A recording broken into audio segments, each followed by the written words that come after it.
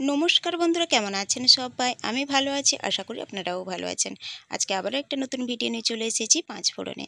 তবে আজকে কোনো রান্নার ভিডিও না, একদম আলাদা রকম একটা ভিডিও আপনাদের সঙ্গে শেয়ার করব কিনা, ভিডিওটি যেসব ক্লিপ নেওয়া আছে শেয়ার করব কিনা ভেবে উঠতে একটু টাইম লেগে গেল। তবে শেষমেশ আপনাদের সঙ্গে শেয়ার করলাম। কিছু কিছু ক্লিপ নেওয়া আছে যেহেতু ওই দিন আমাদের ব্যস্ততার মধ্যে দিন কেটেছে, আর যাকে বলেছিলাম সেও ব্যস্ততার মধ্যে ছিল, তার জন্য একটু একটু যেখানে সেখানে ক্লিপ নেওয়া আছে। তো সেই ক্লিপগুলো আপনাদের সঙ্গে শেয়ার করব। তো দেখুন, প্রথমে আমাদের নিয়ম হচ্ছে পুরনো বাড়ি থেকে মাথায় করে নিয়ে আসতে হয় ঠাকুর, তারপর জলের গাগরা, ধান, টাকা এইসব মাথায় করে পরপর নিয়ে আসতে হয়। আর সঙ্গে পুরোহিত মন্ত্র পড়েন আর কীর্তন সঙ্গে থাকে। তারপর নিয়ে এসে নতুন ঘরের চারদিক এক ফেরা ঘুরে আসা হয়। ঘুরে এসে এরকম উঠোনে আমাদের যে জল গাগরাটা নিয়ে আসা হয়, জলের গাগরাটা, সেটাকে পুজো করার পর তারপর গোমাতাকে পুজো করা হয়। গোমাতাকে কিন্তু আমাদের গৃহপ্রবেশে অবশ্যই কিন্তু এটা করতেই হয়, পুজো করতে হয়। তো কাদের কাদের এরকম নিয়মটা আছে অবশ্যই কিন্তু কমেন্ট বক্সে জানাবেন। দেখুন, আমার হাজব্যান্ড কিন্তু গোমাতার পায়ে চারদিকে জল দিয়ে তারপর সিঁদুর হলুদ লাগিয়ে ফুল চন্দন দিয়ে তারপর বরণ করে একটা ফল খাওয়াতে হয়, যে কোনো একটা ফল খাওয়াতে হয়। তারপর গোমাতাকে প্রণাম করে পরবর্তী নিয়মগুলো হয়। দেখুন, একটা ফল খাইয়ে দেওয়া হচ্ছে। তো যে কোনো একটা ফল খাওয়াতেই হয়। আমাদের কলা খাওয়ানো হয়েছিল। এই গৃহপ্রবেশে কিন্তু আমাদের মাস্ট গরুকে কিন্তু গোমাতাকে পুজো করতে হয়। তারপর দেখুন, ফিতে কাটা হবে। আমার শ্বশুরমশাই কেটে দিচ্ছিলেন, ফিতেটা শ্বশুরমশাই কাটছিলেন। ফিতে তো সবার ঘরেই কাটা হয় নতুন ঘরে গৃহপ্রবেশে, এটা এমন কিছু নয়। তারপর সেটা হলো নারকেল ফাটাতে হয়। নারকেল উঠোনে ফাটিয়ে সেই নারকেল জলের মধ্যে কিন্তু ঘরে ছেলে আর বউয়েরা কিন্তু পা দিয়ে উঠবে। তবে কোন পা কারা দেবে সেটাও কিন্তু পুরোহিত মশাই বলে দিয়েছিলেন। এরপর ঘরে ঢুকে যাওয়া হলো। ঘরে ঢুকে গিয়ে পুজো আরম্ভ হয়েছিল। তো আমাদের একটু আলাদা রকমের গৃহপ্রবেশটা হয়েছিল, কারণ বিভিন্ন রকম কারণ ছিল, তার জন্যে কিন্তু একটা আলাদা রকম গৃহপ্রবেশ হয়েছিল। এরপরে ঢুকে যাওয়ার পর আমি কিন্তু চলে এসেছিলাম উনুনকে পুজো করে নিতে, কারণ দুধ ফোটাবো, দুধ উছলানোর আমাদের একটা নিয়ম আছে। তো তার জন্যে আমি উনুনটাকে পুজো করে নিচ্ছিলাম। জানি না কীরকম কী করতে হয়, তাই মা দাঁড়িয়ে পাশে বলে দিচ্ছিলেন।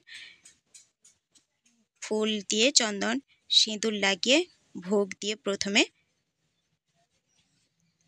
উনুনটাকে পুজো করে নিতে হয়, তারপরে দুধ উতলানো হবে। আর ওই দিন কিন্তু প্রচুর ব্যস্ততার মধ্যে কেটেছে, তার জন্য কিন্তু পুরো ক্লিপগুলো কিন্তু নেওয়া হয়নি। আর ভাইকে বলেছিলাম, ভাইও কিন্তু প্রচুর ব্যস্ততার মধ্যে ছিল, কাজ বেশি কিন্তু লোকের কম ছিল, লোকের প্রয়োজনটা কম ছিল, তার জন্যে কিন্তু ক্লিপগুলো ঠিকঠাক নেওয়া হয়নি।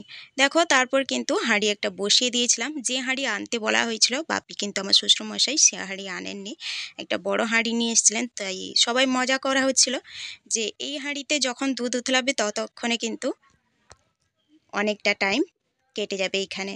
তো শেষমেশ আমি দুধটা উছলেছিলাম। আর যেহেতু উনানটা নতুন বানানো হয়েছিল, তার জন্যে কিন্তু মানে দুধটা উছলাতেও একটু টাইম লেগেছিল। তো শেষমেশ দুধটা উছলানো হয়েছিল, তারপর কিন্তু পুজো আরম্ভ হয়েছিল। তো বন্ধুরা, আজকের ভিডিওটা কিন্তু কেমন লাগলো অবশ্যই কিন্তু কমেন্টে জানাবেন। আর কাদের কাদের এই নিয়মগুলো আছে আমার কমেন্ট বক্সে কিন্তু জানাতে ভুলবেন না। দেখুন, দুধ উছলানো হয়ে গেছে, এরপর কিন্তু চলে গেছিলাম পুজোতে। পুজো আরম্ভ হয়ে গেছিলো, পুজোতে আমরা বসেছিলাম। যেহেতু আমার অনেক রকম সমস্যা আছে, আমি মাঝখানে উঠে পড়েছিলাম পুজো থেকে, কারণ এককালীন আমি বসতে পারি না, আমার অনেক রকম সমস্যা আছে কোমরের। তো তারপরে দেখো, যজ্ঞ আরম্ভ হয়ে গেছিলো পুজোর পরে। আর এই যজ্ঞটা কিন্তু অনেকক্ষণ ধরে হয়েছিল, যেহেতু অনেক রকম কারণে আমাদের আলাদা রকম একটু গৃহপ্রবেশ হচ্ছিল, তার কারণে কিন্তু অনেকক্ষণ ধরে যজ্ঞ হয়েছিল, প্রায় 1 ঘন্টারও বেশি। তো এই সময়টা কিন্তু আমাকে এককালীন বসে থাকতে হয়েছিল। সেই সঙ্গে এই যজ্ঞের যে আগুনের তাপটা কিন্তু প্রচুর গায়ে লাগছিল। তো তারপরে বসে থাকতে হয়েছিল, কোনো কিছু করার নেই। তো যজ্ঞ হওয়ার পরে আমাদের নিয়মকানুন যেগুলো ছিল আমাদের দুজনের, সেগুলো কিন্তু আমরা করে নিয়েছিলাম। করার পরে পুজো কিন্তু সম্পূর্ণ হয়েছিল। এরপর পুজো শেষ হতে কিন্তু বিকেল হয়ে গেছিলো, বিকেল 4টে মতো বেজে গেছিলো। পুজো শেষ হওয়ার পরে রাতে কিছু খাবার দাবারের ব্যবস্থা ছিল, তো সেগুলো আর ক্লিপ নেওয়া হয়নি। তো আজকের এই ভিডিওটা কেমন লাগলো, যেসব ক্লিপ আপনাদের সঙ্গে শেয়ার করলাম, কেমন লাগলো আজকের এই ভিডিওটা অবশ্যই কমেন্ট বক্সে জানাবেন। আর ভালো লাগলে কিন্তু লাইক শেয়ার করবেন।